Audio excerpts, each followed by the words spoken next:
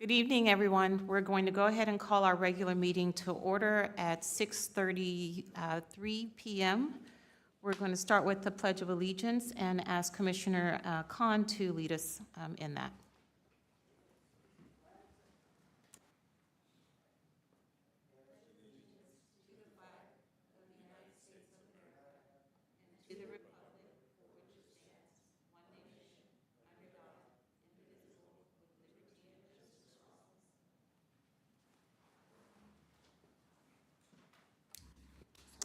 Thank you. We have a couple people that may be showing up shortly, hopefully, but otherwise, Adrian, if you could please call the roll. Yes, Commissioner Brenhog, Here. Commissioner Chavez Morris, Commissioner Herrera, Commissioner Khan, Yes. Vice Chair Godo, Here. Chair Jennings Nunez, Here. Youth Ambassador Kelly Munoz Rios, Youth Ambassador Aaron C2. Thank you. We will now have some announcements from our staff liaison, Matthew Morales-Stevens. If you wish to address the HEAR Commission during tonight's meeting, we request that you please complete a speaker's card and hand it to the clerk, Adrian Franquez. When speaking, please state your name for the record. If you wish to be added to the distribution list to receive HEAR Commission agendas, please email your request to hearcommission@sgch.org. And as a friendly reminder, all public comments do need to be made during the public comment section that is designated either during the general public comment section or during the public comment section set aside for the public or for the agenda item. Thank you. We'll move on to approval of our agenda order. Are there any objections to the agenda order? Hearing none, the agenda order is approved. So we will now go on to approval of our minutes. And this is, I'm sorry, actually we'll go to public comment. Yeah, we'll go to public comment. So this is the time set aside for members of the public to address the HEAR Commission on items of interest that are not on the agenda, but are within the subject matter jurisdiction of the HEAR Commission. Pursuant to the Brown Act, the HEAR Commission cannot answer any questions or take any action until such time as the matter may appear as an item on a future agenda. If you wish to address the HEAR Commission, please fill out a speaker's card and hand it to the clerk. Matthew, do we have any public comments at this time? Yes, we have a public comment by Andrew.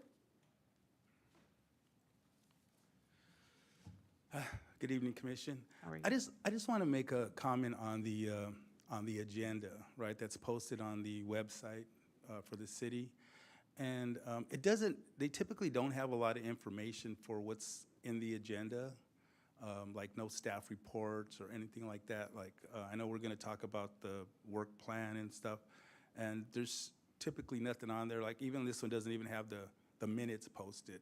So just kind of maybe advocating that we post something so that we could actually see something to read, you know, so those people that don't show up to the meetings, because sometimes even at the meetings there's handouts, but they're not posted on the website, you know, so just want to advocate for something like that. Thank you. Thank you for that.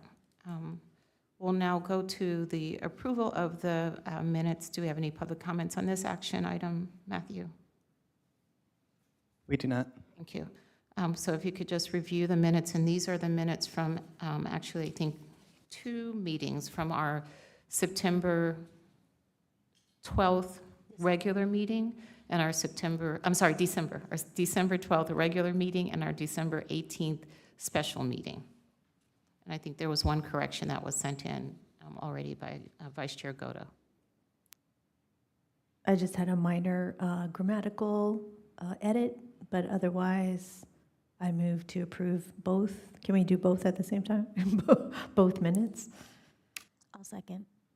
Thank you. So I have a motion and a second. So if Adrian, if you could please take the vote. Commissioner Brenhog, Aye. Commissioner Chavez Morris is absent, Commissioner Herrera is absent, Commissioner Khan, Aye. Vice Chair Godo, Aye. Chair Jennings Nunez, Aye. Motion passed by a vote of 4 ayes, 0 nays, 0 abstentions, and 2 absent. Thank you. So now we'll move to our first discussion item, and that is going to be our discussion item on AB 481, which we are inviting a member of our San Gabriel Police Department to discuss. We're actually going to hold the public comments until after the presentation, because I think they will be more valuable that way, once we hear the presentation. And Lieutenant Lopez, I apologize. Lieutenant Lopez is going to provide this presentation, and he'll let us know a little bit about this, but essentially, just to give you a little bit of background also, so back in 2021, Governor Newsom signed into law a series of police reform bills, and this was one of them, to just increase transparency and accountability for police operations. So this is, I think, one of the reasons why this is coming to the HERE Commission. It was initially, the ordinance was passed that we would need to be in compliance with this law in September of 2022. One of the requirements is that there is an annual report of the military equipment used that Lieutenant Lopez is going to provide to us, and there are also some additional requirements. And so it has been brought to our attention, to City Council attention, that we are not in compliance with providing that annual report. And so Lieutenant Lopez is going to help us get into compliance. Thank you. Thank you very much. For those that don't know me, my name is Rene Lopez. I'm a lieutenant at the San Gabriel Police Department in charge of the Detective Bureau. Thank you for having me here today, Commission and staff. We're going to be giving a presentation on AB 481 and Military Use Annual Report and Audit. Just to give a little background, August 16, 2022, the City Council adopted Ordinance 684, approving military equipment use policy pursuant to the Assembly Bill 481. In accordance with the legislation and policy, a military equipment report must be submitted to the City Council annually for each type of military equipment approved within 1 year of approval, and annually thereafter, as long as the military equipment is available for use. This requires an annual report to City Council, and San Gabriel Police Department's first annual report outlines this data that was been collected from August 16, 2022 through August 16, 2023. This will be presented within 1 year of adoption, and each annual report shall include, and I'll read it verbatim. 1, a summary of how the military equipment was used and a purpose of its use. A summary of any complaint or concerns received concerning the military equipment. 3, the results of any internal audits, any information about violations of the military equipment use policy, and any actions taken in response. 4, the total annual cost of each type of military equipment, including acquisition, personnel, training, transportation, maintenance, storage, upgrade, and other ongoing costs, and from what source funds will be provided for the military equipment in the calendar year following submission of the annual military equipment report. 5, the quantity possessed for each type of military equipment. And 6, if the law enforcement agency intends to acquire additional military equipment in the next year, the quantity sought for each type of military equipment. So for military equipment as used in pursuant to AB 481, it does not necessarily indicate that we have received any equipment from the United States Armed Forces or any foreign military. There are several categories of equipment that are labeled in AB 481, and there are 15 categories. If any item fits into one of those categories, it is therefore considered military equipment according to the bill, and AB 481 does apply for its continued use. The San Gabriel Police Department does have equipment in 3 of these categories, and they are listed in San Gabriel Police Department's Lexible Policy 707. Why is some of this equipment needed? And I've been asked this several times. And with the equipment that we have at the San Gabriel Police Department, we want to make sure that we resolve any kind of critical incidents, any kind of active shooter incidents, any kind of incidents where our officers are in need to take care of a situation really fast, and make sure we bring everyone safe in very extreme critical incidents, and also in incidents of civil unrest, make sure that there's a peaceful resolution, including our community and our officers. Some of this equipment included, or the equipment included under AB 41 provides distance and time, allowing our officers to establish communication with the involved parties, providing the opportunity to de-escalate the situation. Less and non-lethal tools included under AB 41 provides officers with non-lethal or less lethal options. It gives those officers a choice. With our annual report and our audit, we have gone over our lexible policy. We have figured out that some changes need to be made. And some of the items that will be discussed for the annual report include how some of the equipment was used and the purpose of the use. Our equipment is used in a training capacity, and there were no reportable events during this audit that required the use of military equipment during the course of our official duties. Complaints and concerns. San Gabriel Police Department received concerns during the rating period regarding the use of military equipment or the military equipment policy. A San Gabriel resident has raised concerns during multiple public comments periods at the city council meetings and here commissioner meetings. The concerns are related to the following: the annual report being past due, verbiage differed between the issued legislation and the San Gabriel Police Department policy, and SGPD has not sought authorization to use rifle ammunition for the department's patrol rifles, which were documented in the previous report. Chief Elizalde has had conversations with the concerned resident about each of the issues raised, and those issues have been rectified in the annual report. All revolving maintenance costs were maintained within our projected budgets. In the internal audit, an equipment audit was conducted, and there were no violations of the policy found in regards to equipment. Total costs and funding sources. No funding has been used to acquire any new military equipment defined under Government Code 7070 during this reporting period. Although rifle ammunition is not defined under Government Code 7070, San Gabriel Police Department has spent approximately $2,301 during this annual update and on ammunition, and approximately $8,000 on rifle, active shooter, and less lethal training for our staff. If new legislation is passed, it's AB 1486, San Gabriel PD will report annual rifle ammunition cost. For quantity, the following categories represent changes in the San Gabriel Police Department's inventory. Category 11, we no longer have in possession a 1.5 caliber gas riot gun. In category 14, we no longer have in possession of KO-1 Sage Ordnance rubber baton rounds, as they have expired and properly been disposed of.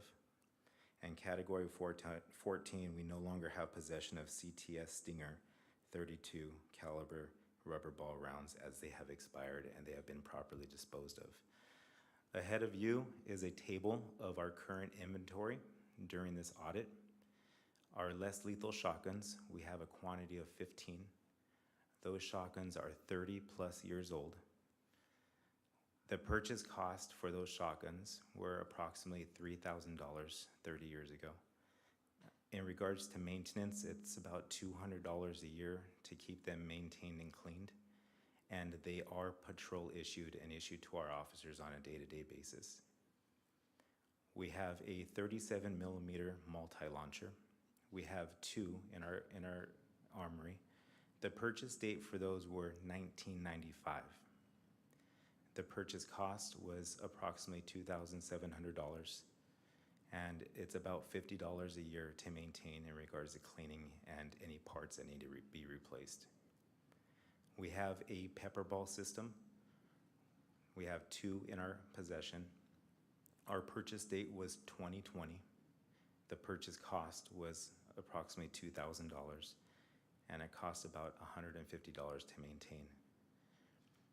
Our distraction device.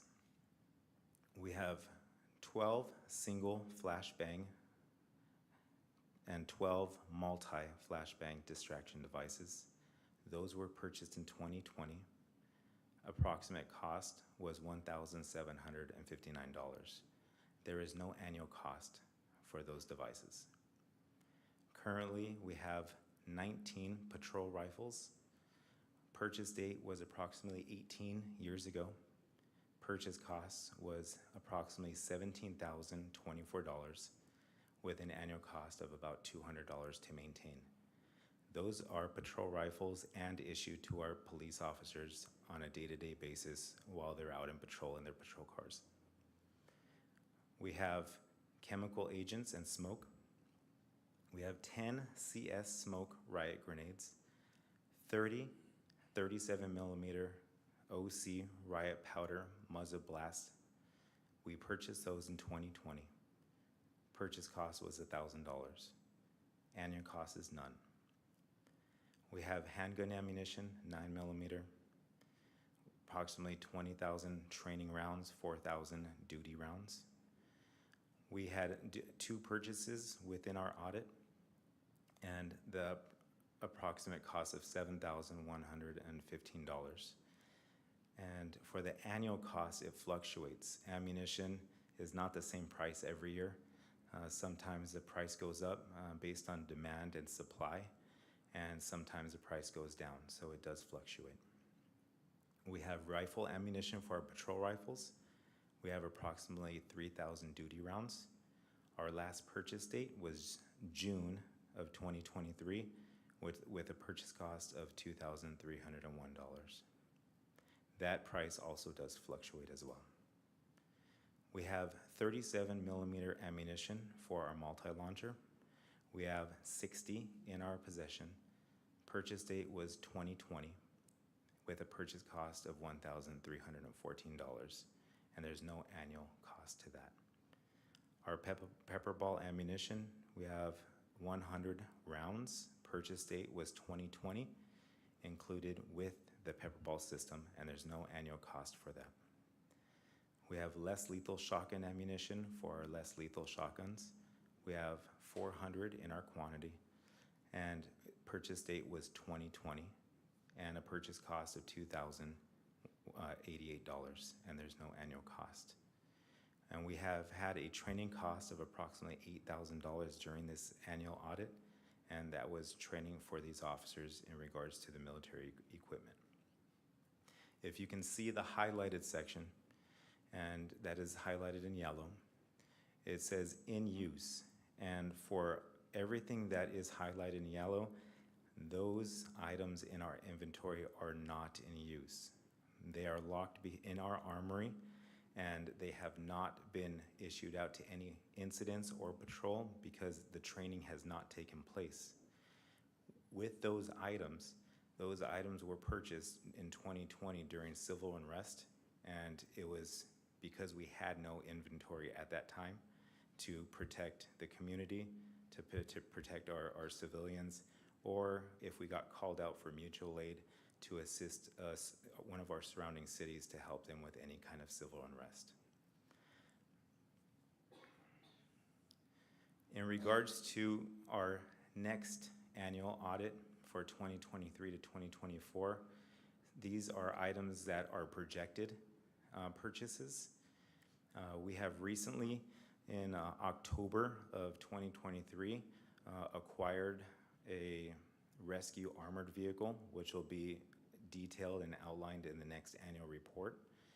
That will be the RAV. We are looking to purchase 3 unarmed aerial vehicles. The funding, purchase date, and operational date are to be determined. We are looking to update our patrol rifles, which are over 18 years old, with a 10-year shelf life usually for patrol rifles in today's standard. It is to be determined to see how many rifles we are looking to purchase. We are in the phase of seeing what rifles are being used by other agencies and seeing what quantity we need. We are looking to purchase 2 40-millimeter launchers that launch less lethal projectiles, and that also is to be determined on funding, purchase, and operational date. We are looking to purchase new ballistic helmets. It is unknown how many helmets that we are going to purchase, and the funding, purchase date, and operational date are going to be determined at a later time. And we are also looking to purchase gas masks and filters for our staff, which will also be determined to see how many we will need for that purchase, and that's to be determined. This annual audit that we conducted was late, and we do realize that we are a couple months late from where we were supposed to be. At the time that this audit was being conducted, we did not have a police chief, and we did not know what was going to be changed when the new police chief started. We have been working with our new police chief to get rid of outdated equipment and equipment that is no longer available to use because it is expired or is about to expire. And we realize that with the equipment that we have, it is not going to be used unless proper training and protocols are set in place. This annual audit is going to be presented to City Council in the month of February, and it will be posted on the department website for the public to see. In regards to our lexical policy, there was some concerns about verbiage as it comes to our legislation and our policy. And I believe one of the concerns was military equipment and the military equipment stating to include but is not limited to. And that has been changed, and it will state means the following as it mirrors the legislation.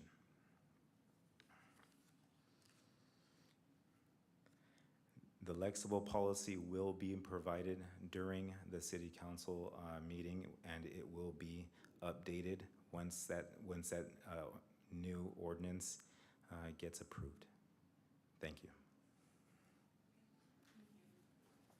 Thank you, Lieutenant Lopez. So I'm going to model this a little bit like after City Council and just ask the commissioners if they have any clarifying questions. And after that, then we will open it to public comment. So this is more if you have a question about the information or data that's been presented, and then we'll have an opportunity after public comments to speak more on the issue. Commissioner Khan? I just have a general comment, and I don't think this would change anything, but calling it a military equipment sounds like a little grand, like it's I mean, it just kind of feels like ordinary citizens would just jump out at it. So maybe a replacement word could be used for that, just a thought. Thank you for that comment, and I believe we have to follow the verbiage of the legislation, and they have deemed it to call military equipment, but thank you for that.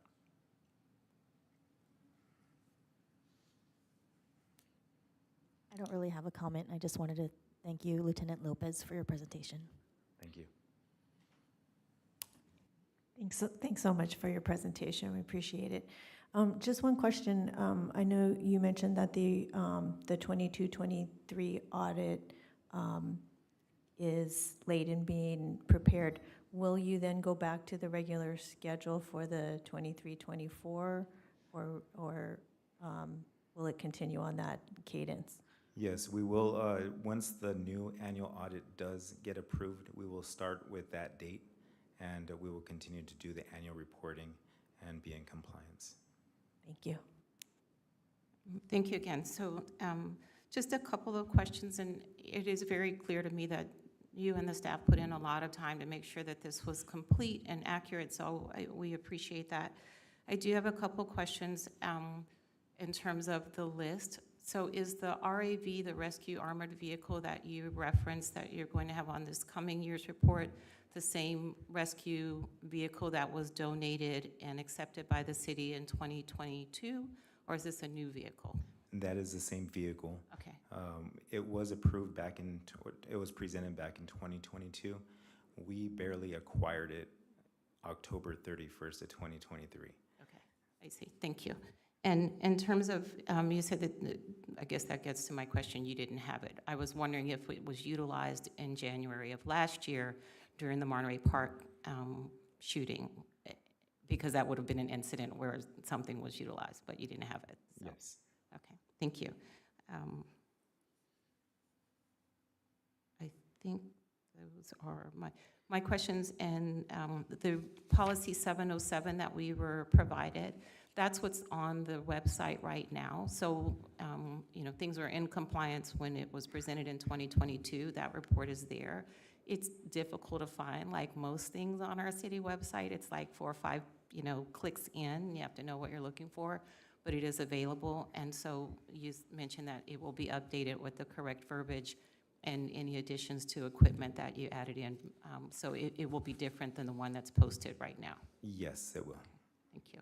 And I will make it, I will see how I can make it easier to find. I don't think you can. So, unless you put it on the front page of police, but people even have to know to go to government departments to get to police. So it is just what our website is, but thank you. So now we'll open it to public comments. Matthew, do we have any public comments?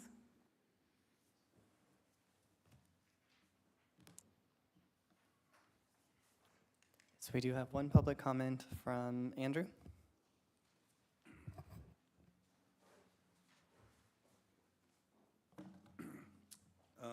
Hey, so thanks for the report. And you might want to listen, because I do have some issues with the policy. And I gave you a copy of the actual Assembly Bill 481. If you go to page 3,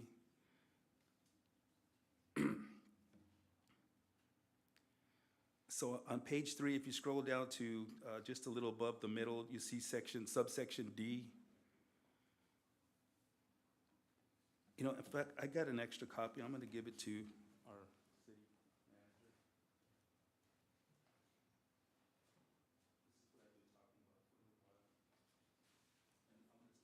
while. And I'm going to start talking about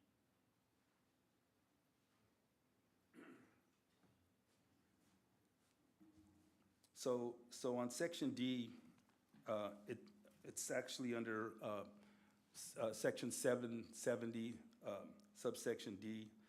It says military equipment use policy, and then if you read it, you know, means a publicly released written document governing the use of military equipment by a law enforcement agency or a state agency that addresses, and this is the important piece, is at a minimum all of the following.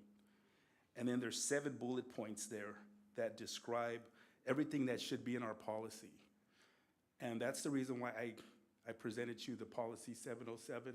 If you could see, just on the very first one, a description of each military equipment, the quantity sought, its capability, expected lifespan, the product description for the manufacturer, military equipment.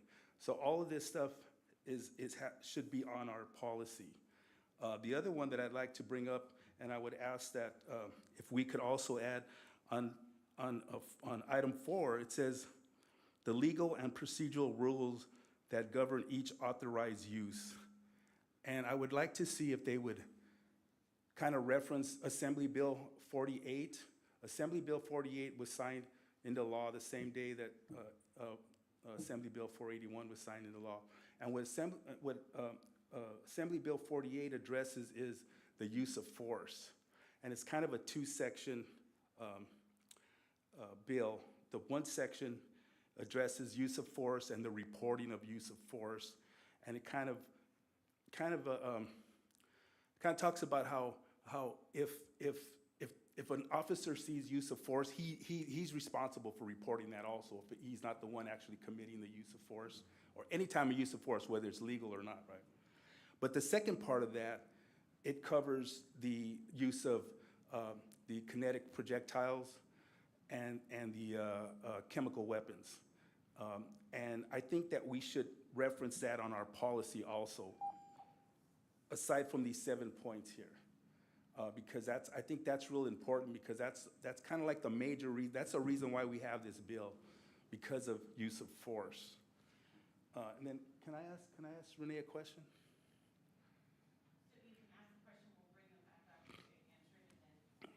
And then that would be the completion of the public comment, yes. Okay. No, ask your question. Oh, what I wanted to ask him also is, if in the report, you know, you have the CS and the OC, if you could put the verbiage for that, because a lot of people don't know what, the olefin, they don't know what the chemical is, the capsaicin, the pepper ball, or whatever. So if you could maybe put that as the actual, what the chemical is, so that we kind of, because people are going to say, what's OC, We could probably just put pepper spray or something. And then the other thing that Commissioner Godo asked about the next report. So the next report will start at the August, I think, date that this one ended. August 28th, I believe, is the date that you have on this, for this report? I can speak after. Okay. That's the only questions I have. Thank you. So, we are going to mix it up a little bit and answer those questions, and I will say that we really appreciate you, Andrew, because clearly you are very well versed in this policy, and I don't know if there is a way for our police department or our city to work with you are a very knowledgeable citizen, because he brings up a lot of good points. As you said, and Andrew mentioned, this policy came during a time of, yes, civil unrest, but it came because a lot of these military-style equipments were being used against peaceful civilians who were protesting, and so we wanted transparency, we wanted, accountability for those actions. So, I hope that we can utilize our residents' knowledge and passion about this issue to be in compliance, if there's a way for that to happen. Just to clarify, in the annual report, every single item that we have in our inventory will be described with brand, why it's used, and those questions will be addressed in the annual report. Thank you. Are there any other questions from the commissioners? Well, thank you, Lieutenant Lopez. Thank you, Chief Elizalde. Thank you, Andrew, for pushing and making sure that this came to be and that we can be in compliance. And we look forward to hearing the presentation at the City Council meeting, and we look forward to the annual report being brought back to the HERE Commission. So thank you. Thank you for having me. Did I have one more question?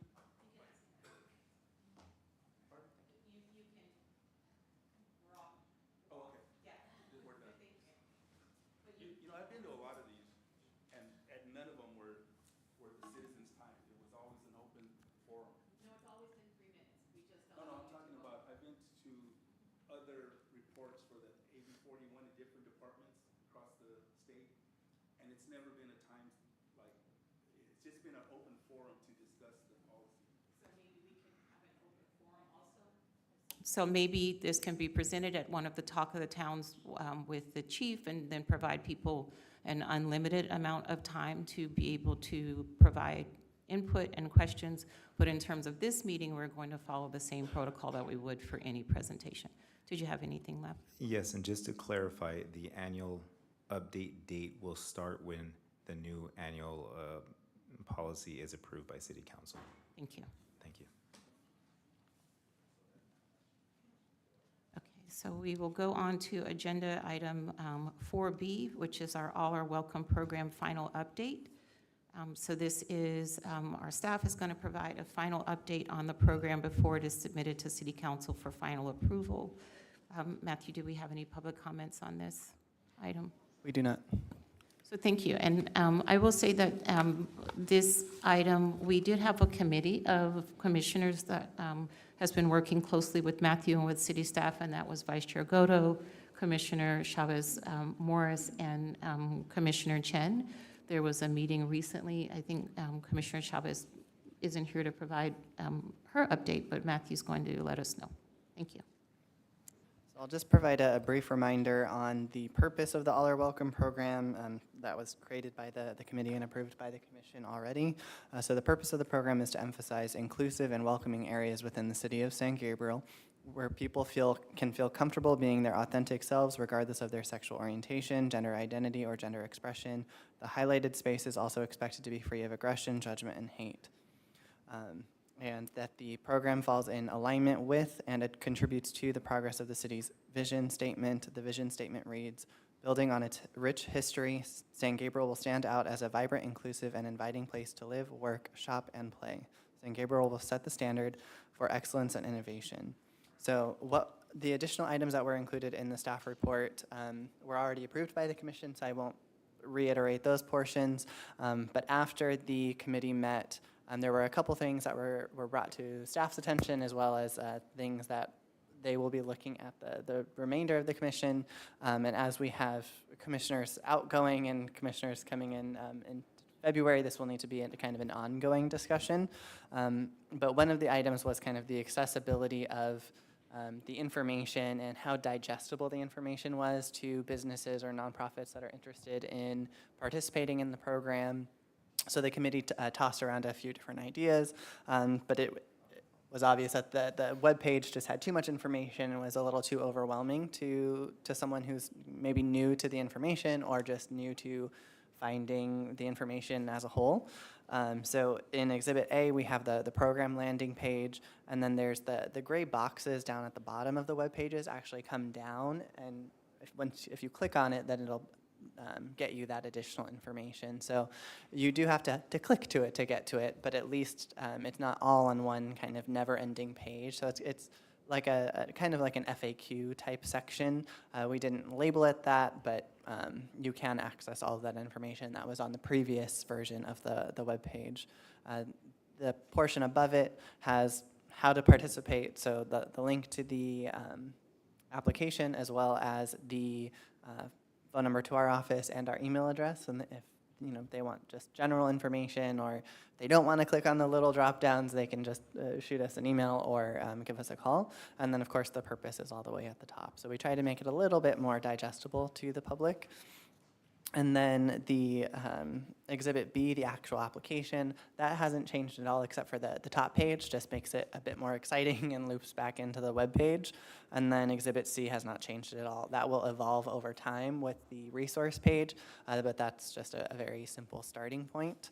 As part of the education component, we are in conversations with the San Gabriel Valley LGBTQ Center to do a half-hour educational video that would be sent to the participating agencies to have a better understanding of the proper use of pronouns, how to create an inclusive space without having to look at a variety of different resources. So once that's finalized and the cost for that is agreed upon, then we'll be able to start moving with that process. The additional component is the involvement from the commission. So as I mentioned, the committee will be looking on the rest of the commissioners for assistance. So I will remind that at the June 27th commission meeting, the HERE Commission approved the All Are Welcome program. And at the February 20th, 2024 meeting, the program after tonight, the All Are Welcome program after tonight's meeting will be packaged together in a staff report and presented at that February meeting to City Council for final approval, at which point we'll be presenting a budget request of $1,500 for this particular program. So that would be the marketing materials, the educational video, the stickers, or any other marketing materials that there might be. That's where we would now ask, the committee would ask the and the staff would ask for the commission's support in securing 10 to 15 organizations leading up to the full launch to be sure that there are organizations that are in support of the program. It will also add a bit more credence to the program once there is a full launch that, hey, maybe your next door neighbor or, the restaurant that you frequent is already a participating agency. So that may encourage you to also participate in the program versus starting the program with no one involved. Maybe a little bit more scary to individuals who are not quite ready to take that leap without, someone by their side. And so the intention would be to launch it in April or May, and then a full launch in June during Pride Month. I will note, which we didn't have everything finalized at the time of the committee meeting, we will be having an event called Culture Fest, a multicultural event that's taking place of the Surf's Up event on June 13th. So the goal of that event is to highlight different cultures and perspectives during that event. So if the HERE Commission wanted to to have a booth at that event highlighting the LGBTQ community and this program, that might be a good way to launch that off in an existing program. So to recap, the staff recommend the commission agree to the commitment of garnering support from the local businesses prior to the full launch. If the commission is unable to provide the time needed leading up to the June launch, staff would recommend pushing back the launch of the program to ensure that it has a successful launch. But based off the conversation so far, our primary recommendation would be to move forward with that June launch, and hopefully the HERE Commission will be on board and have the time to allocate to that. Vice Chair Goto, do you have anything to add? I'll just add that Commissioner Chavez Morris and I plan to get together outside the meeting to put together some quick talking points for all of the commissioners to use in helping to recruit who we are calling early adopters, the 10 to 15, founding businesses and organizations. And we kind of brainstormed a list of who we think would be the best to approach for that sort of pre-launch recruitment. And I think part of the, thinking about having a smaller group get on board before we really do a full launch was that it would help us build awareness and perhaps give us a focus for maybe some media attention or some sort of splashy launch for Pride Month.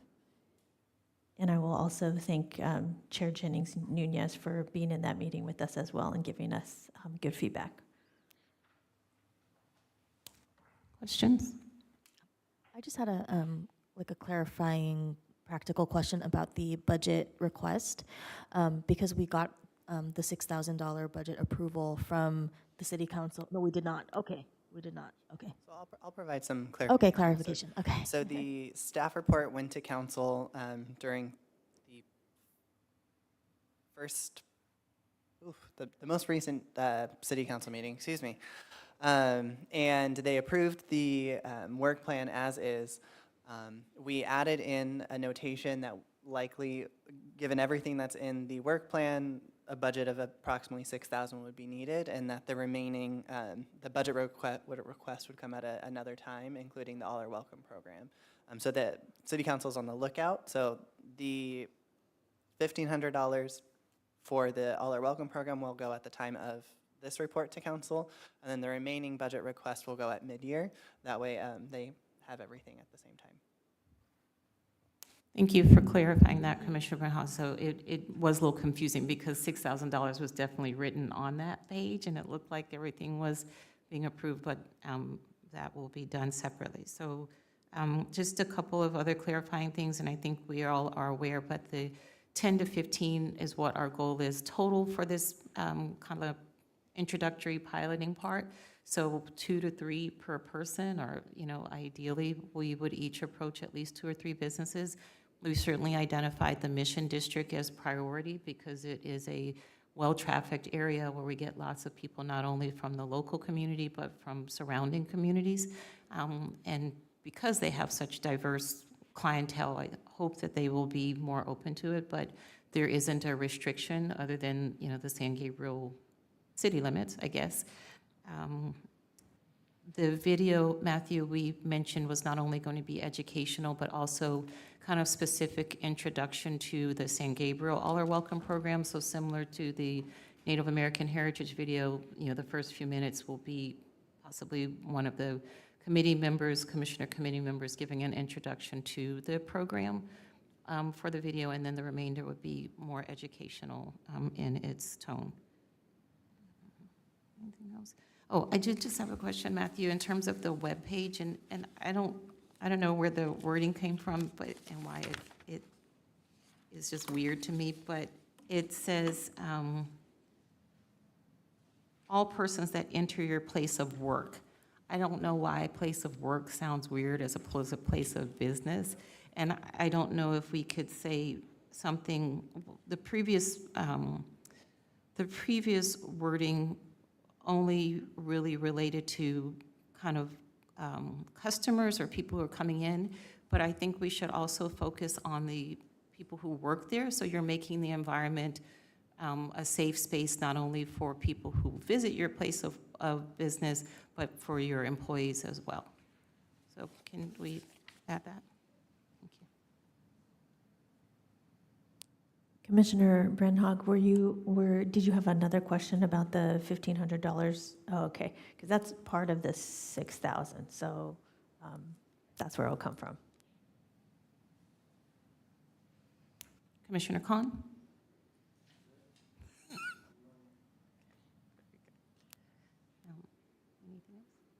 So the goal will be to identify those businesses by when, Matthew? If the commission would like us to send a letter, which I would encourage, if we can get those by early March, that'll allow us time to prep everything, send it out, and then each commissioner can do the follow-up based off of the letter that was sent out would be the best approach. And I would encourage us each to wait for those talking points or for something kind of more formal so that our message is the same throughout the community. And Vice Chair Goto and Commissioner Chavez-Morris are going to be working on that. I know, Rick, that you won't officially be a part of our group in February, but if you could still spread the word since you are involved with lots of businesses, we would appreciate that. Mentally, I'm still not ready to leave, so I'll be happy to be a part of that. Okay, good. Thank you. So we'll now go on to item C, discussion of proposed linkage and resource services. So Matthew is going to provide us with information on this item as well. Matthew, do we have any public comments on this discussion item? We do not. Thank you. So if you could please let us know what this is about. Excellent. So at the November 28th, 2023 HERE Commission meeting, the Commission highlighted the need for mental health resources with the City of San Gabriel. So we've also heard calls from City Council for the need for mental health resources. There's been quite a few different ideas of how we can meet that need tossed around. So staff have come together to develop what we feel is a comprehensive plan to address a variety of community needs, not just mental health, and in a way that is directly meeting the needs of our residents here in San Gabriel in a very personal way. So rather than just a phone call or a hotline, someone who can be here to physically walk them through the process. So just as a note for what we currently have directly addressing mental health, the police department has the mental evaluation team. They've presented here at the HERE Commission, so I'm sure you're all familiar with that, but I'll kind of go over what that team does just for the public's reference as well. So the team provides crisis intervention, mental health referrals, and follow-ups for those not meeting WIC 5150, 55, 85 criteria for a hold. They also provide support and resources for individuals and family members who have been diagnosed or may have a mental illness. The team consists of a full-time MET officer and a psychiatric social worker too, whose time is shared with another agency. So there are currently resources available to those individuals who are experiencing acute mental health situations, and the group does do follow-up, so it's not just that one-time interaction at the time of the call. The lead officer is very diligent about doing those follow-ups and building those relationships with those individuals, especially if they're receiving several repeating calls for a particular individual. So that has been a fairly successful program thus far. The community service department as a whole offers a variety of services that meets the essential needs of residents here in the city, including our Right SG program. So that's our on-demand microtransit service. We have the Right SG Plus membership, which services those with disabilities and persons 62 years of age and older. So it's addressing the accessibility and their ability to navigate throughout the city and a 5-mile radius outside of the city of San Gabriel. We also have our daily senior nutrition program, which we serve about 60 people Monday through Friday, and a few more during our special luncheons. So we're meeting that need as well. We provide health and ed lectures on a monthly basis, as well as some additional senior services. The surrounding agencies offer similar programs. I'll go through some of our surrounding cities offer a program called through a program called Care Solace. So essentially what the program is you call or you can submit a form online with whatever mental health crisis you are experiencing or mental health concern you are experiencing at that time, and a case manager will reach out to you and connect you with, or actually make the appointment for you for the provider that can assist you. So whether you have insurance or you have insurance, you would let them know that information. They would connect you with that appointment. They do some follow-up phone calls to be sure that that appointment went well, or if they need to find you a doctor that better suits your needs, they'll certainly do that. But that's typically about where that service stops. So if you need anything above and beyond mental health, or if you need something beyond that service, you would need to find another avenue. Some of our neighboring cities also have general referral services, which is fairly common, especially for senior services, to have referral services, but that's typically a brochure or a pamphlet that has resources, and then you're kind of left to figure that out on your own. We do currently offer that in community services. We don't have as many formal pamphlets, but when a senior comes in and let's say they're having a need for affordable housing, I will sometimes sit with them and help navigate that situation. Obviously, that takes time out of my day, but we try to do our best. Sometimes it is just printing out a sheet of resources for them, but that's currently what we're offering. Obviously, that's very limited and not the best resource to the community that we could be offering. So with that information and with the requests that have been put forward by the HERE Commission and City Council, we have been in contact with 2 nonprofit organizations to develop a program that would be meeting the criteria listed in the staff report, which would be a case manager that is stationed at one of our city facilities for 25 hours a week. They would be available by phone call or by appointments or walk-in, so whatever suits the needs of the community. Of course, that may evolve over time. So if there's a large demand for this service, it may need to evolve as far as how best we can help our community members.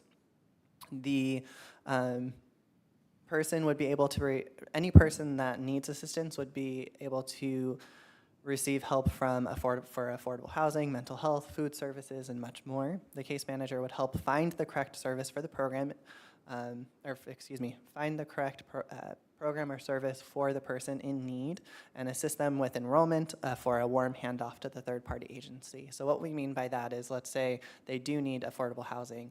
I'm sure as you're familiar, there's usually a lot of paperwork and support documents that they need to provide to qualify for the affordable housing, which can be very overwhelming, especially if they are not a native English speaker. So there's levels of barriers to access to service.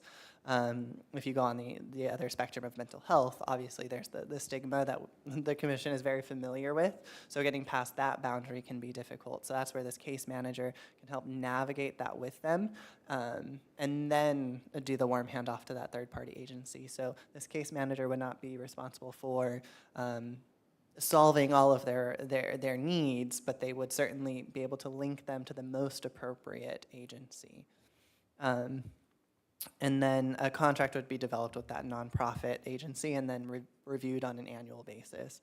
So the first year will be the most crucial, so we'll need to determine how best or how well the program is serving the community. So obviously we'll need to be sure that we're doing ample outreach to be sure that people are even aware that the service is there. And then how many people are actually walking in the door and what are they looking for, right? So if it's one person that's looking for mental health versus 15 that are looking for affordable housing, for example, that may determine either we need to do a better job of expanding it to ensure people know that they can come here for mental health resources, or we need to put more time into affordable housing, for example. Excuse me.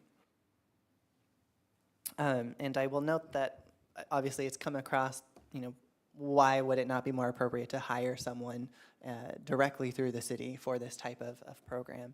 And really what it comes down to is the ability to manage and provide the ample support to this individual. So obviously the Director of Community Services and I could provide support, general support to this person, but we don't have the specialty knowledge to provide any backup support should they not have an answer to a question or should they run into something that they've never faced before.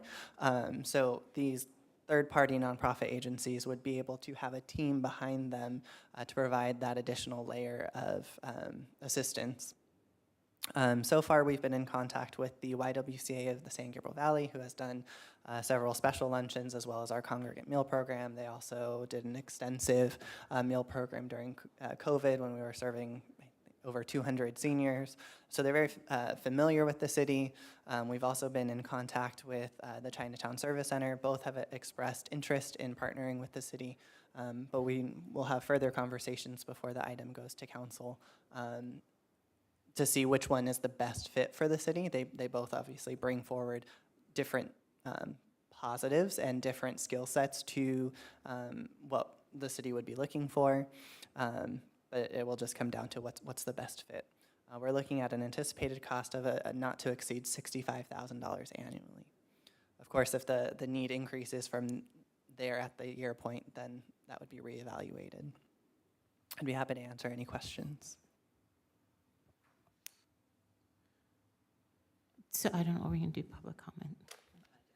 Okay, so I think we're taking it a little bit out of order, and I apologize with the last one.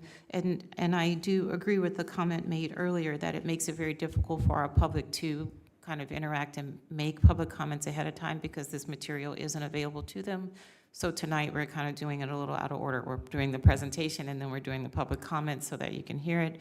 But what I would ask is, now that the staff reports are created, is there a way that we can upload them and link them like they do with the city council or some of the other commissions where there's a link to the staff report available? Sure. So I will say we're not quite as high-tech as the city clerk's office, but we can certainly get there.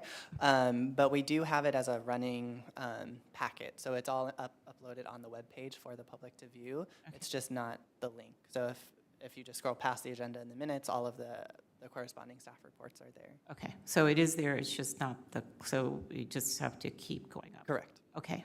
Well, we'll certainly work on getting the No, if it's there, I guess I'm so used to seeing the little blue and clicking and going to a link that I didn't realize it was there. So are there any public comments? I'll look at you, Andrew, any public comments? Okay, good. So seeing none, then the time for public comments on this item is now closed, and we will take any questions from the commission. It's just a wild thought.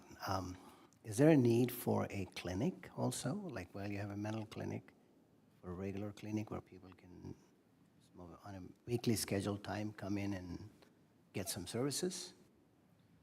So are you referring to like an actual doctor being present on site? Yeah, volunteer doctors or nurse and stuff. So that, I mean, it's just a thought that we can probably get some resources together in terms of the doctor's time and nurses and so on, if there was a space and a schedule available. And we could probably also get some volunteers who need some hours. Just a thought. Sure. So there hasn't been a request thus far for something that in-depth. It does require a larger effort to put that together. There have been talks for addressing the needs for persons experiencing homelessness, for like a mobile unit that would be able to address that. It wouldn't be necessarily offered through the city, but that would be made available to those individuals. Maybe not necessarily in the city, but in the surrounding areas to where they can access those services. But as far as an actual clinician or a doctor on site, it certainly would be a bit more robust than something that we're presenting today.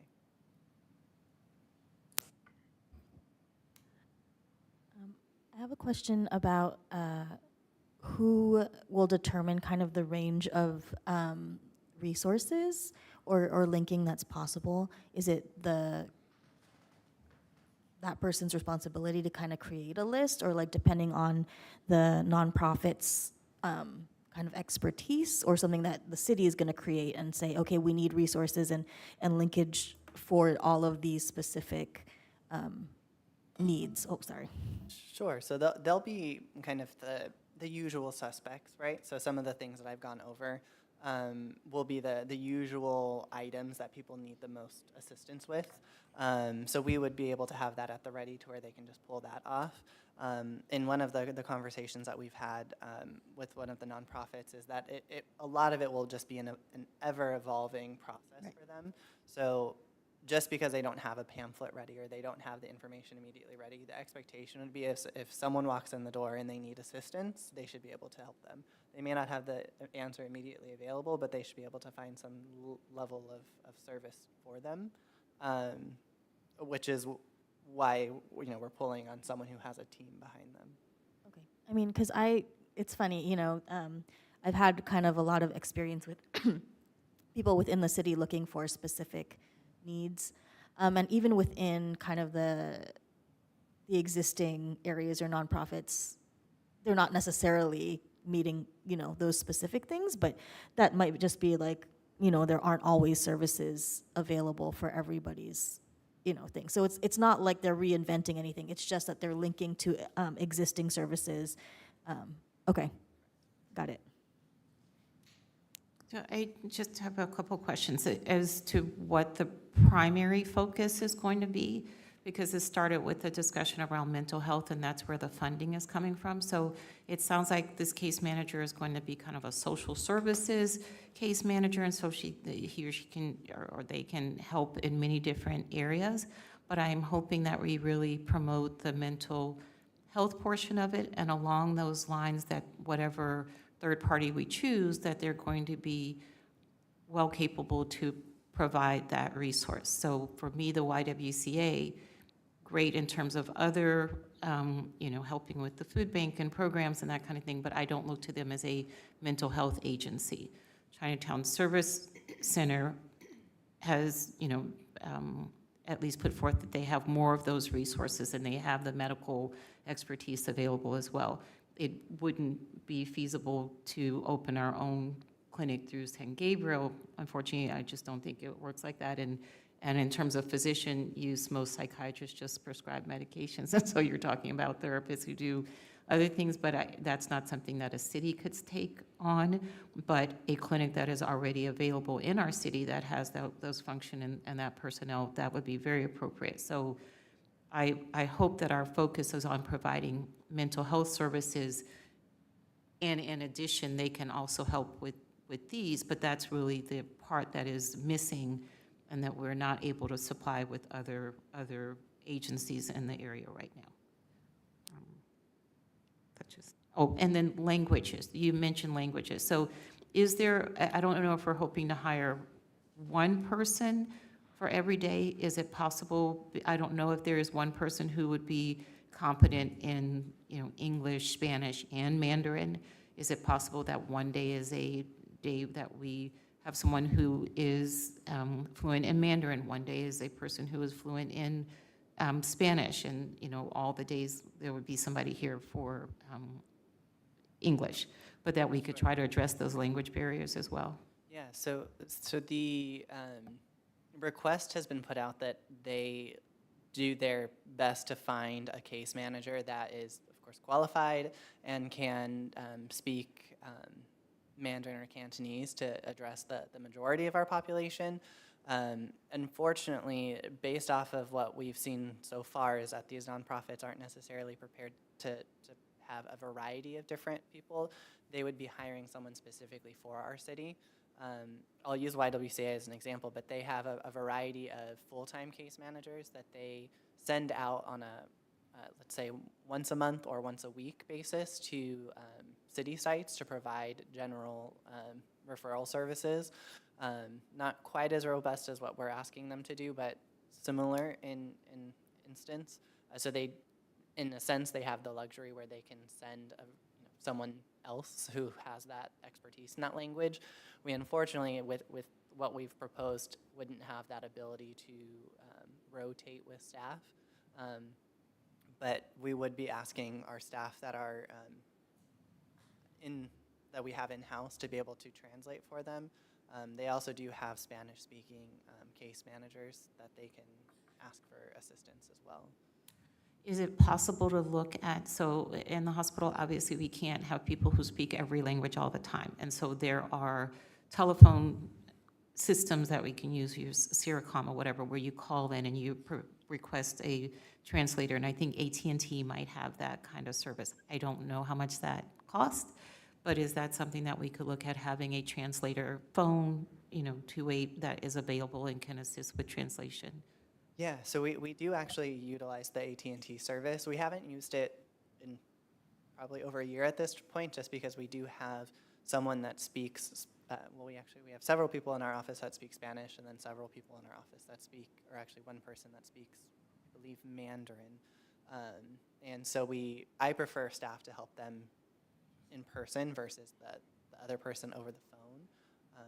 I guess my only concern about that, and the reason why we are encouraged to use translators and are supposed to use them, is one, for privacy and confidentiality reasons, and two, because you want someone who is trained to translate, as opposed to taking a bunch of information and summarizing it and then giving you that, or taking your information and summarizing it and returning it to the person. You really want so it depends on what your goal is. If you want it to be translated exactly, then you need someone who is trained to translate, which is very different than someone who's even just fluent in the language of being able to provide that kind of translation. So I would encourage people to use the phone still. Can I say something about the translation? Google has a module. It's going to be available before June of this year that will live translate from Mandarin to English, from English to Spanish, or vice versa, in 7 languages. And it's already out. There are several vendors who are basically making the devices for it, and they're going to be all Android-based. And we have, I have a draft, what do you call them, pre-release version, and it works very well. And I believe we should have it right before June, so I'm going to use that.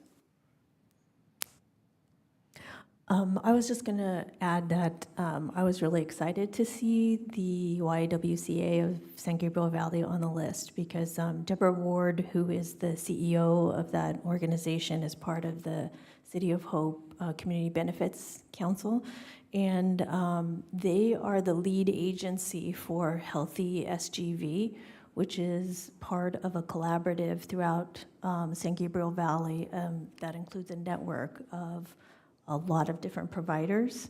And it was a model that was funded a couple of years ago. I'm not sure how long they've been in operation, but by a number of health foundations and private money, and is now actually getting a budget line item from the state.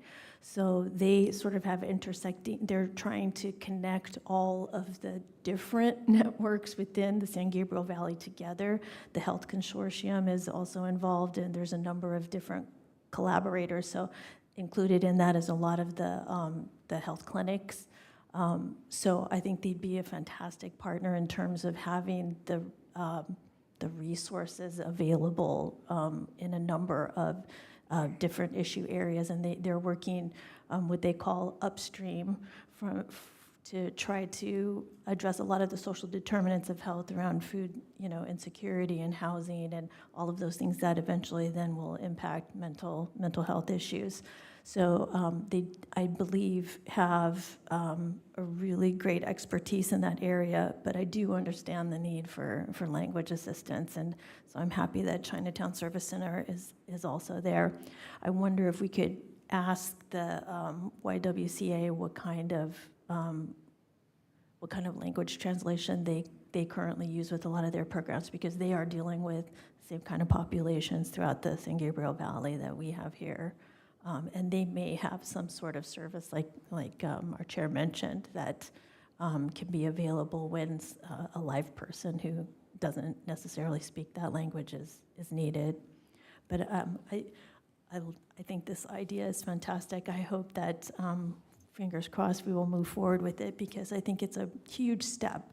And it definitely is exactly what they're talking about in terms of having a warm handoff to somebody to really assist someone versus giving them a phone number or a website and having them try to get through the system themselves is really frustrating, and particularly if you're having a mental health crisis, you are not the most resilient or not at your best. So I really commend the staff for putting this together, and I'm really excited to see what happens.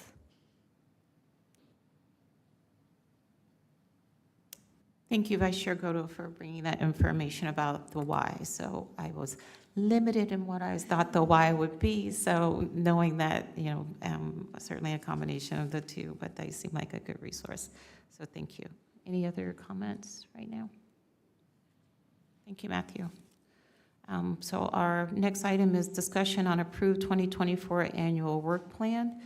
The commission will begin working on the approved 2024 annual work plan. Do we have any public comments on this one? We do not. Thank you. So as Matthew mentioned, our annual work plan was approved at the last city council meeting. Matthew also clarified in terms of the budget that we're asking for, when that budget request is going to be presented, so that will be in March, is my understanding. And do you have any questions about our work plan? We have been in discussion with our youth ambassadors. I think that's kind of the next focus of our work plan that we are hoping that we can complete while we're working on the All Are Welcome program and the other items. I've been in communication with Youth Ambassador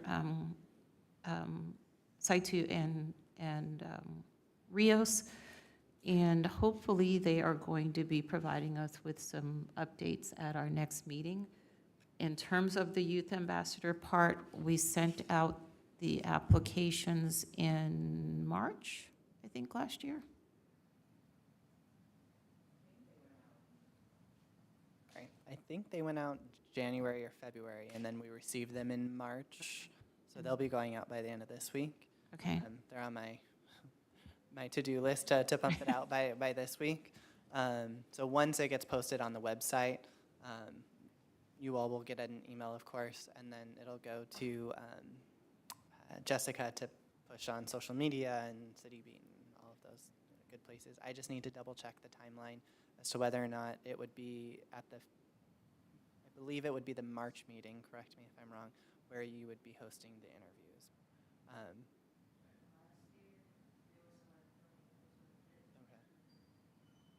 Okay. I'm sorry, so last year, can you say? Yes. Last year, they were selected on April 25th, and began attending meetings on May 23rd. Okay. So then that would maybe give us the March meeting for our current youth ambassadors, and they would also be there at the April meeting. I think, did we have a special meeting for the interviews last year? It was included in the April meeting. We Okay. had the interviews and were selected the same day.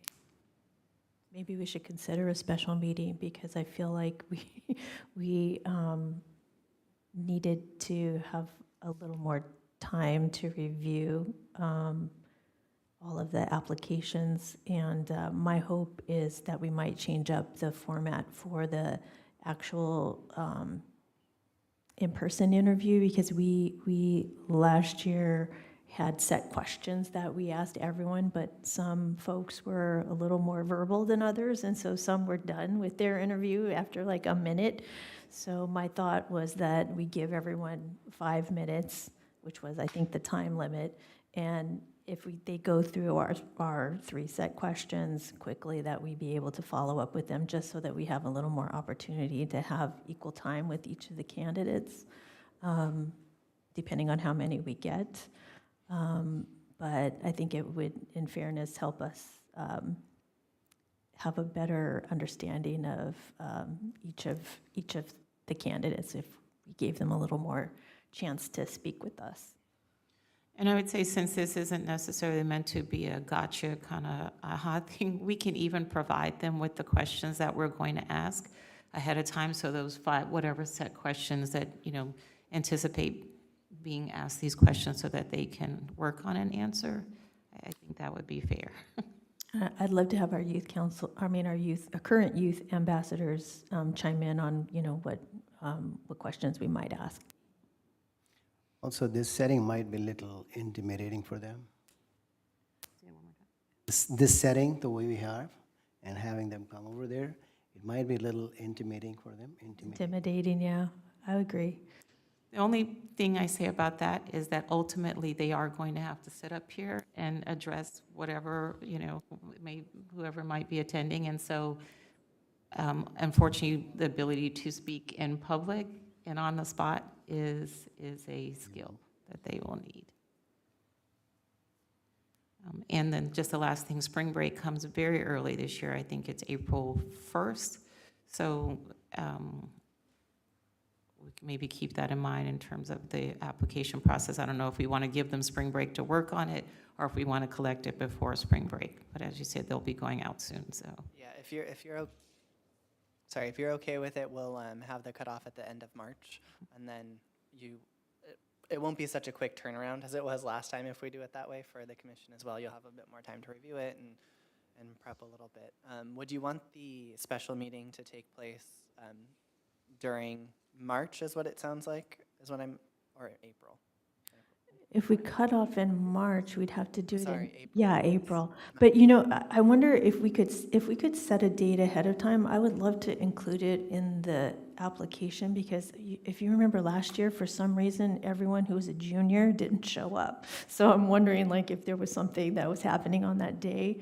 So if we could give them the date far in advance, then maybe we could, they would have a little more time to put it in their schedule.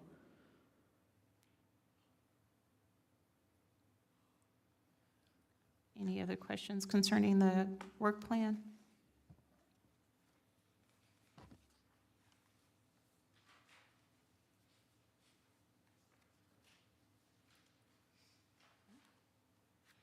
Okay, very good. So we will move to our commission reports. Actually- I'm sorry. Sorry. You guys did the special meeting with Chief Elizalde and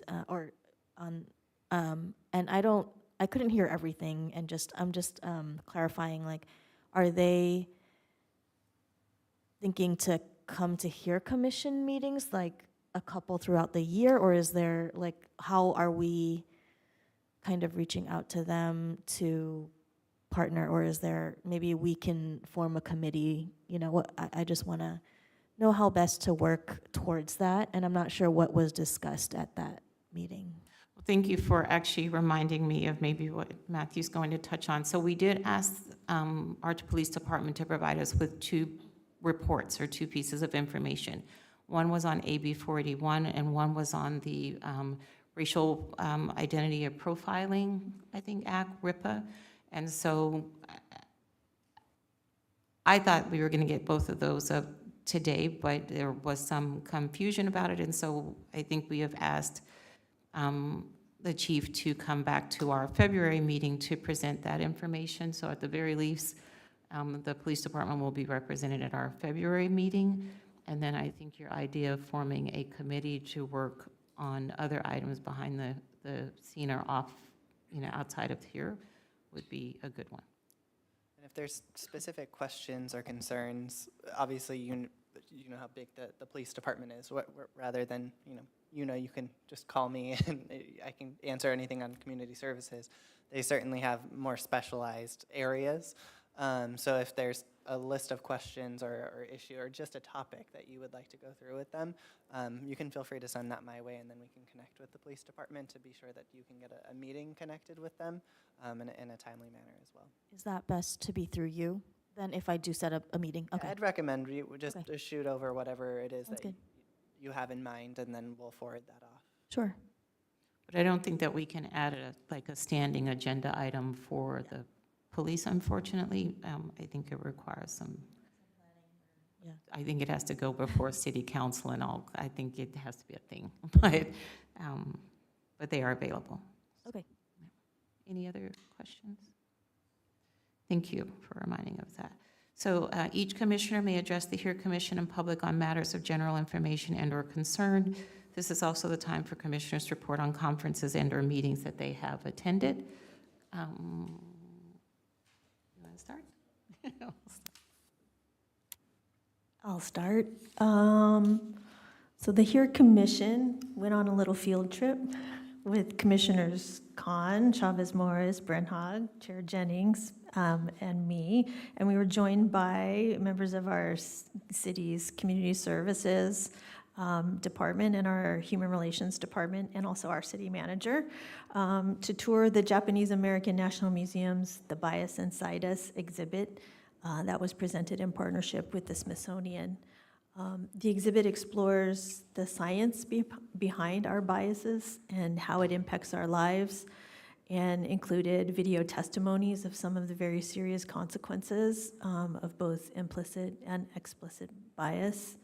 And afterwards, the Democracy Center hosted us with a discussion about the themes, and everybody was able to visit some of the other exhibits at the museum as well. So hopefully some of the commissioners can talk about their impressions during their reports. But if you are interested in having a look at the exhibit, you have one more week. It closes this Sunday on January 28th, and I would really encourage people to go and check it out. It's very interactive and very informative. And I also wanted to just recognize that next month is Black History Month in February, and it's also Oscar season right now. So I wanted to recommend a couple of films that are out in theaters now. One is American Fiction, which it's so good, has been nominated for Best Picture and confronts racism in the publishing industry, Black stereotypes and intergenerational trauma in one African-American family. I know that sounds very heavy, but it is very entertaining and thought-provoking, and has just really all-star cast with Jeffrey Wright and Tracee Ellis Ross and Sterling K. Brown and Issa Rae. So I definitely encourage people to have a look at it. And the second film is Rustin, which tells the true story of the civil rights activist Bayard Rustin, who was the primary architect of the 1963 March on Washington for Jobs and Freedom, but who has been all but erased from history because he was an openly gay man. And the actor portraying him, Coleman Domingo, has also been nominated in the Best Actor category, along with Jeffrey Wright. So some fun activities for you in February. That's it for me. Commissioner Khan? Well, the internal bias training or the exhibit definitely affected me also. I was able to firsthand feel and see the impressions or the sufferings as a result of the bias or the fear of one versus the other. And I was moved by that, by looking at how they were banded together, put it in some place where they lost everything. And that was a stark reminder of what happened in the history and what is happening today also.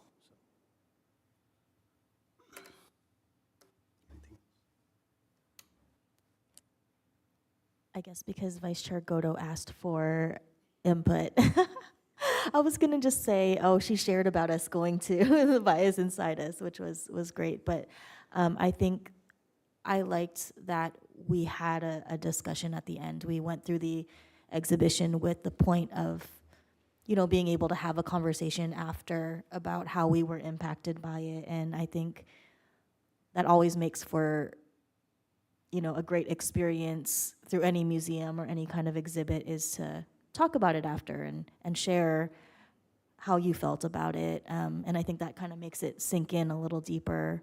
And I think Commissioner Khan was sharing also about the Japanese internment experience. That's also exhibited all the time there at JANM. And yeah, I feel like it was a good reminder, just with everything going on in the world, about, the cycles of oppression and the ways that we can be dehumanizing to each other. And yeah, I encourage people to keep looking within and identifying our own biases, and try to make sure that we're seeing each other as humans and treating each other like we're all connected. Thank you. So I agree. It was a really great outing. I want to thank Vice Chair Godo again for arranging that. I think in addition to all that we learned and we were able to discuss, it was just nice to see people in a different setting than this, and to kind of be together and share that experience. So thank you to all the city staff that came out on your time as well to be a part of that. We appreciate that. Today is National Maternal Health Awareness Day, and so at least for the American College of OBGYN and others, they're trying to bring attention to the access crisis for women in America for maternal health, and kind of the active attacks on the ability for women and birthing people for obstetrics to gain care, and have people recognize that this is not just a problem in rural areas or Mississippi or Tennessee, but we have hospitals that are closing around us like every month in terms of maternal care. And depending on where you are in LA County, it can be a long way to a hospital to give birth. So I'm just asking people to recognize that and keep that in mind. Speak to your legislators. As Vice Chair Godo said, next month, starting in February, is Black History Month. And so I do just want to plug, I also think American Fiction is excellent and really is not as heavy as it sounded, very entertaining. I love it. But I am also going to be sponsoring an art exhibit at Blossom Market again this February. So the artist is Lon Kente, and he is a local African-American artist. And so his work will go up starting February 1st. It'll be available in Blossom Market whenever Blossom Market is open. So please stop by. He has promised that there are going to be some very affordable pieces. So, please stop by. If you're in Blossom Market, go to the second floor gallery and check that out. And then the final thing is, this is Commissioner Khan's last meeting, because he decided that he is not going to be able to be with us for the 24 year, because he has too many other really great things that he is in charge of. And so we just want to take this moment to thank him for all of his input, all of his participation, and really bringing incredible insight to the HERE Commission. You don't get off that easily. We know where you are, and so we will continue, just like we did with other former commissioners. You never quite get away, because your email is still part of our email list, and so we will be reaching out to you to continue to help support our projects on the HERE Commission.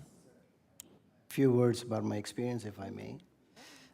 First of all, I'd like to thank the commission for being sensitive on June 23rd for dropping the words safe spaces. And I appreciate the sensitivity that the commission showed, and you've changed the wordings, and I personally appreciate what you've done. And also, I'd like to thank Chair Jennings for giving every member enough time, enough sort of leverage to express themselves as best as they can. And I'm one of those. This was my first experience being a part of the bureaucratic system, I want to say. That you have to take permission and you have to be with everyone else, and I did learn a whole lot. And I would like to thank Michelle, because I may have aggravated her one time or twice. But overall, I think we like each other for what we've done, and in fact, I appreciate that. And I'd like to thank the council members first, and the city manager, Mark, for first recruiting me, and then electing me to the second 2 years.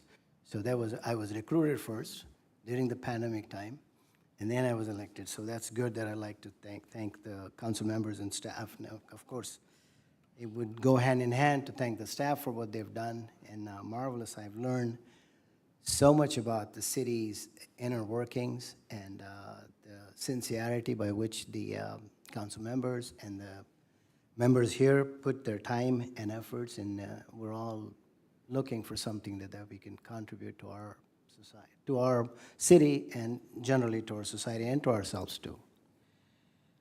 So I'll miss, well, I hope I won't, because I would be still around, but I would miss the collective get-together. Especially I remember the memories of the Christmas party that we got together and exchanged gifts. And other than that, I've nothing but the best experience that I can have. And thank you for all of you guys for what you've given me the opportunity.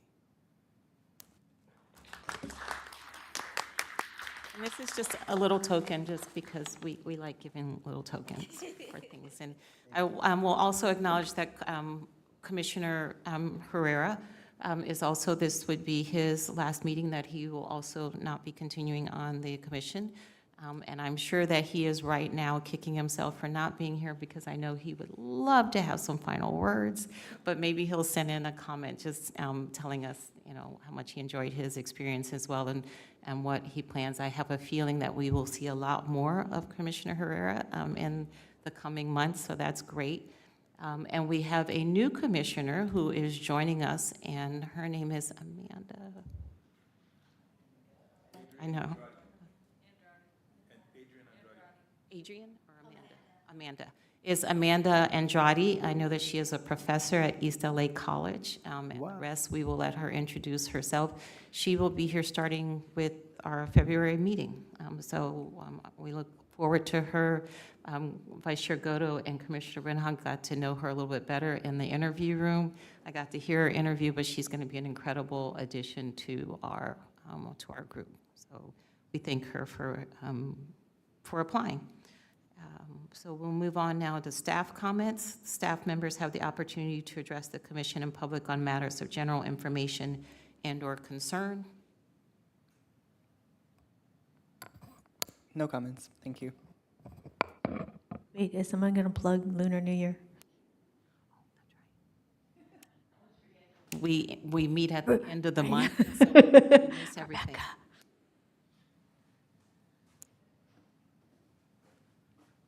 I'll be happy to give a quick plug. So the City of San Gabriel, along with KAZN, which is a broadcast network, will be providing the Lunar Lantern Festival we are having this year.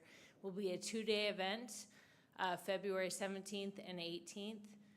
So it's a Saturday, Sunday, 10 to 9 on Saturday. You can tell I've been sending lots of emails. 10 to 9 on Saturday and 10 to 8 on Sunday. And it will be a great opportunity. As we have in the past, on the morning of Saturday, we will have a opening ceremony with the council and other dignitaries who will be here to present. And then we'll be having, the majority of the festival will actually be taking place in the Mission Playhouse parking lot. So it'll be a little different setup than what we've had for other festivals. There will also be a kid zone, there will be a carnival area, so it's going to be quite expansive. So we would invite you to come out and take part in that. Thank you. Rebecca, is Mission going to be closed? Is there going to be a street closure or no, since it's all in the parking lot? So Mission Drive will be closed from Broadway to Santa Anita. So a little bit shorter closure than what we've had in the past. Thank you for that. So we'll move on to adjournment. The next regular HERE Commission meeting will be held on Tuesday, February 27th at 6:30 p.m. Information regarding matters to be considered at each meeting will be available on the Friday before the HERE Commission meeting. Remember to scroll down to all of the staff reports. Hopefully they will be present on the city's website at www.sangabrielcity.com. This regular meeting is now adjourned at 8:09 p.m. Thank you.